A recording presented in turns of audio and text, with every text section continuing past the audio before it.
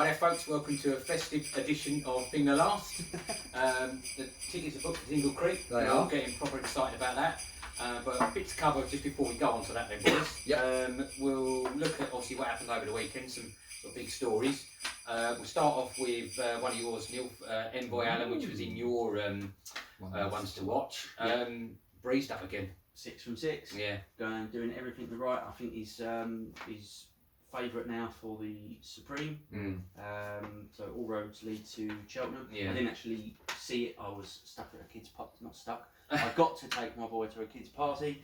So I didn't actually see it. I've watched some of the highlights back. But it's very good, very convincing. Yeah, he does what he needs to do. It was a bit lively when he down the post. I don't know if it was a big incident, but they all went, oh, you know what I mean? But yeah. He's a bit quirky. He's got a bit about him, but as I say, 6 from 6. That's what he needs to do. I think he just got hold of him and just led from the front and just said, well, look, if you're going to beat me, it's got to be special.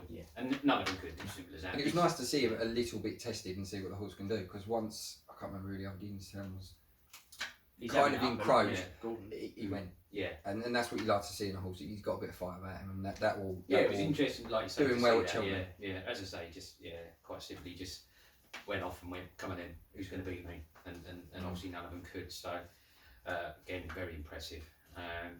Anyway, swiftly moving on then. Honeysuckle, the mare, she's been flying as well. She's made it 6 from 6. This horse can be very convincing again. This horse can be anything. Really. Yeah. I mean, you look at the mares. If she goes mares, she wins. That is. On current form, I would say absolutely. There is your banker at the festival if you're going to talk one. If she goes there, but if you also look at it, the turn foot, she goes champion hurdle and gets the allowance. Annie Power's done the same. Well, no, I'm just saying, if people are talking about saying that, she is looking at going to the Irish champion hurdle. And then we'll see what's capable. If she does well in that. So they're obviously thinking what you're thinking.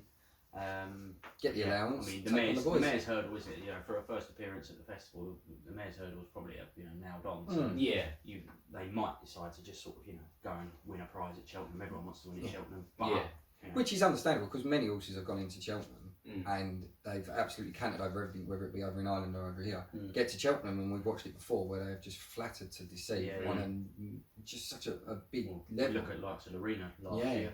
And like you say, whether it's the occasion, whatever it's the crowd, so do you? Sometimes they say they're just not as good as you think they are. As I say, some of these horses they do we see it all the time. They do the business over in Ireland.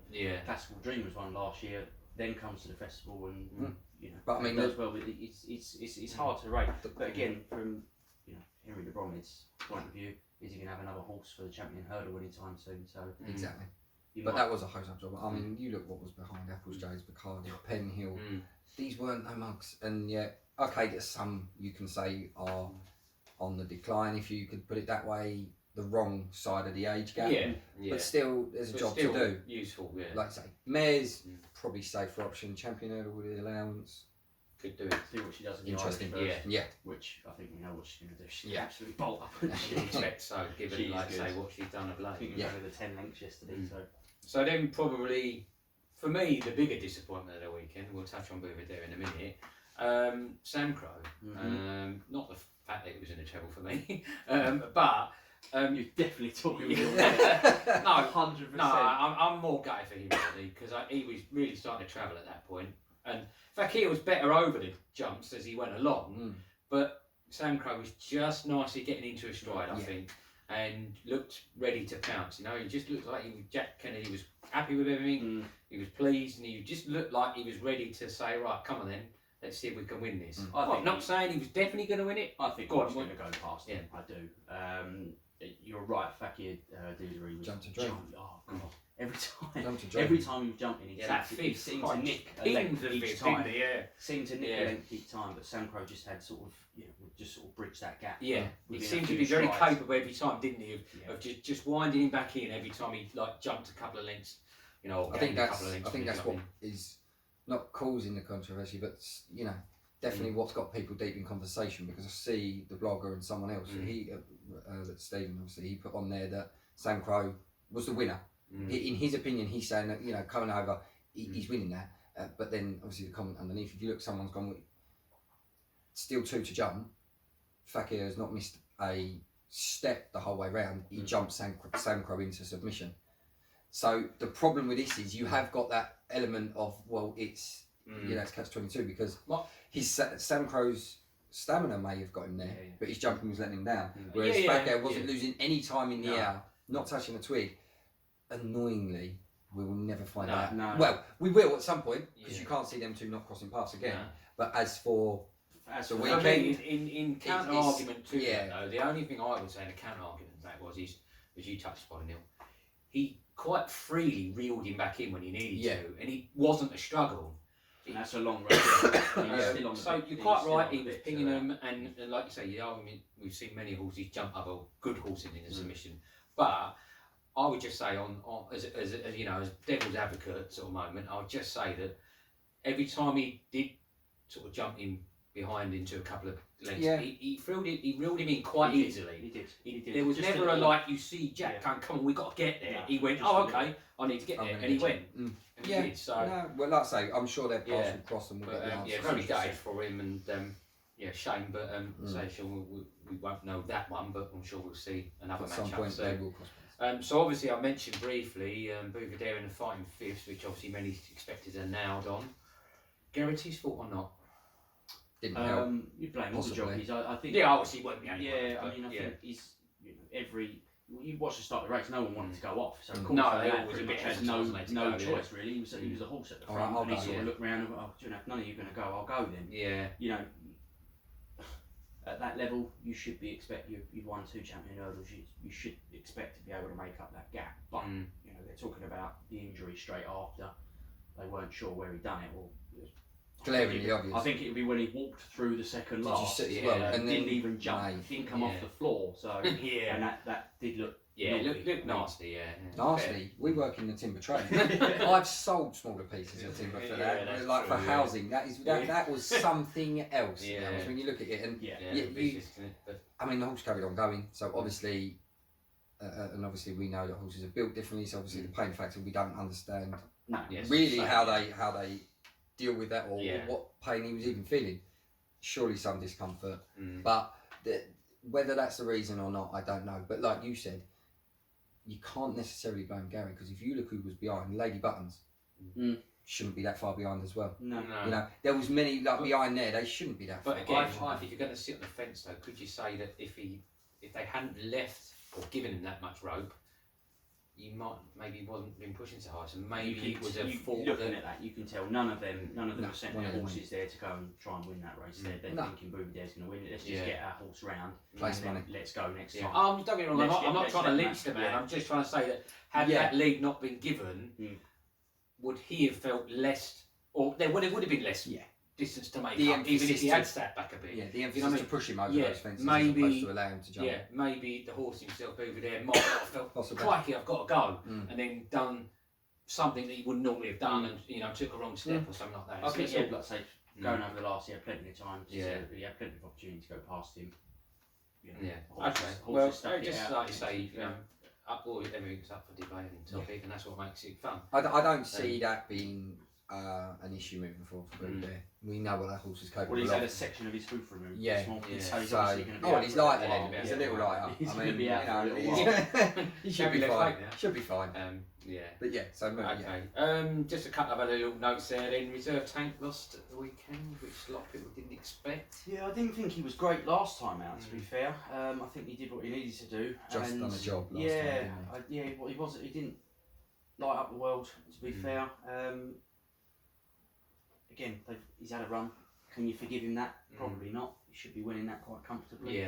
But who knows? I feel the only argument in those sort of situations is when you get a 3-horse race, always back the outsider. Because it doesn't. You can't turn that into. A lot of these jockeys.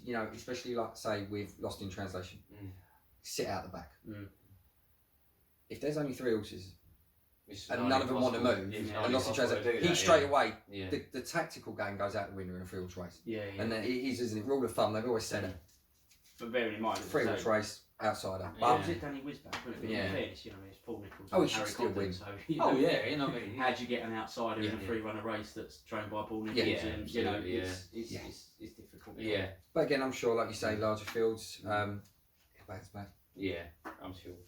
Okay, quick mention for Devasha Counter. winning the Ladbroke Trophy. Won it well. Very well. So I'm just going Stayed back on to last trip, Yeah, really, I really mean, well. again, getting a lot of weight. Again, talking with Wallet back, Elegant Escape, who's got a stone more to carry, was sort of closing. But yeah, as I say, it was just a little bit too much to do. But yeah, Emma Lavelle also travelled like an absolute dream, jumped everything they needed to, and yeah, won it pretty well actually. It was good for Ben Jones as well. Yeah. But, some good types he's beaten. I tried myself with luck. I just tried to go outsiders really. I mean, because it was a large field and that, and you just thought sometimes these things happen, don't they? And like you say, beat a lot of good types. Yeah. In there, so. But yeah, I didn't do very too well in myself. But like I say, you look at it, there's no argument to the winner there. Yeah. The best those horse. big runs, big fields, and you could pick 5 or 6 out of them. Okay, so that's really, we won't say any more because otherwise we'll run out of time. Yes. So we'll move on to obviously Tingle Creek. As I say, tickets are booked. Can't wait.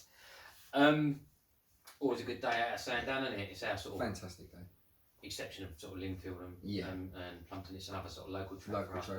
Local as us in vectors in jumps fans, we like to go there, so we spend a fair bit of time there, don't we? It's a good meet as well. Tingle Creek, the Friday and the Early the festive party. spirit and all that. after you know, party. Freeze your nads off. Yeah. Chip Convince Shop Boys yourself. on you, wasn't it? Is it Chip Shop Boys or something they were called, weren't you? So. Convince yourself you're going to go there and have like 10 pints of Guinness, and really all you want is a coffee by 3 o'clock. Yeah. It's that Yeah, cold, but always a good laugh though, isn't it? So obviously the big one, the Tingle Creek itself. Yeah. Is it all about Deafy to Song? I'd say it's just nice to have a competitive betting one for a change. We tend to go there, and if Altior's not turning up and the So turns up, it's boggy as hell and no one wants to run against Well, it. the only bet we placed on the Tingle Creek was it last year was with the barman, because there was no odds on him. I think he was like 4 to 1 on, and the barman was convinced he was going to get beat, so we bet him around that he wouldn't, and everyone was happy. We got that coffee. Yeah. But no, I think. You know what, I love this horse anyway, definitely. Sorry, such a gritty little horse that has got that never say die attitude, and I just think we were talking about it. I think Sandown could be made. It's that made running. for the horse. It's that running. Yeah, it's a long running. When you watch him at Cheltenham, and Politlog has obviously had the run. I'm a big Politlog fan. Yeah, we know. Yeah. Politlog's had the run, but I just think that running when it comes to the turn of foot. Yeah, plenty there, wasn't it? He takes a little while to get up, definitely, but with that amount of that amount of yardage up it, I mean, you've got about a furlong and a half once you go over the last. He's got more than enough time. Yeah, well, he has won at Sandown, hasn't he? Yeah, I think he'll be away. Be lost in translation that time. You did. And now look at Lost in Translation. You could argue go. Yeah. I bought for me. It's a Gold Cup winner, but yeah. Let's say 16 starts, 11 wins. You know what I mean? He can't exactly do a hell of a lot more, really, No. can he? Not at all. I mean, it's a good field this year, though. Yeah, it is. So, on the subject of that, Really Sean, let's have a look at some of the other candidates. We'll just run through them quickly. Underso, the vet of the group. The old boy. Loves this race. Yeah. Obviously, can he beat Deafy? Age is not on his side. I don't think conditions are going to be on his side either. No, it's not as wet as he's going to want it to be. No. I personally think it'll be a surprise if he runs. Again, we will get to that. I don't think he will. I mean, Deafy currently is 11 to 8. That's been smashed in even since this morning. This morning was 7 to 4. So someone knows something somewhere. Yeah. They've been declared. There's some good types in there. Yeah. None of them, as I say, are running scared from the likes of Altior like they have been over the years. No. So they will fancy their chances. I think most of them will take their chance, but I just think with Underside, I just think it'll get to Wednesday. You can look at the forecast. It's going to be dry. Like you said, age not on his side. Is it necessarily worth it? I don't know. I'd like to see Underside. I love that horse. I'm a big Mullins fan. I'm a big Underside If he fan. goes there and runs, either way he'll decide what he's going to do next, whether he carries on or doesn't carry on. But I can't see him getting much in the frame if the ground depending. But personally, I think there's a lot of good horses in it We this need year. a deluge, I think, to back Underside. But again, it's Willie Mullins. He probably put him. What price is Underside at the moment? He's 4s, joint with Politlog. So Royal in at 5. You can make a case for So Royal. Over the trip as well. I mean, you look at last year's Champions Chase, he looked the winner. Going over the last, he looked the winner. He was cantering and he just sort of fell out. He's been extremely consistent, really, hasn't he? To be fair. Yep. He's bumped into Altior a few times. Thanking his lucky stars. He's not the only horse to have ever done that. Yeah. So travels like an absolute. He probably travels best of these, to be fair. But yeah, it's just whether he has enough steam on that running. As I say, I think there's a couple of others with a bigger turn of foot, but he jumps pretty much better than most of these, I think, to be fair. So, on that subject then, what about Blitlock then, Neil? Yeah, I'm a big fan. As I say, I think the Cheltenham race where he got beat by Deputy, so I think he definitely needed that run, but he travelled and he jumped absolutely superbly. Yeah, he went well, didn't he? Yeah, I think it was, again, just that stamina. Yeah. Deputy's stamina just sort of kicked in. And the pace, wasn't it, like you said? That turn of foot going over the last, but... You know, he was only done by a length and a quarter or something like that. He loves it down there. As I say, he was second in last year's champion chase as well. I think he'll come on for that. As I said, I just think that long running is not going to play to his strengths. But I'll be amazed if he's out of the top three, put it that way. Okay.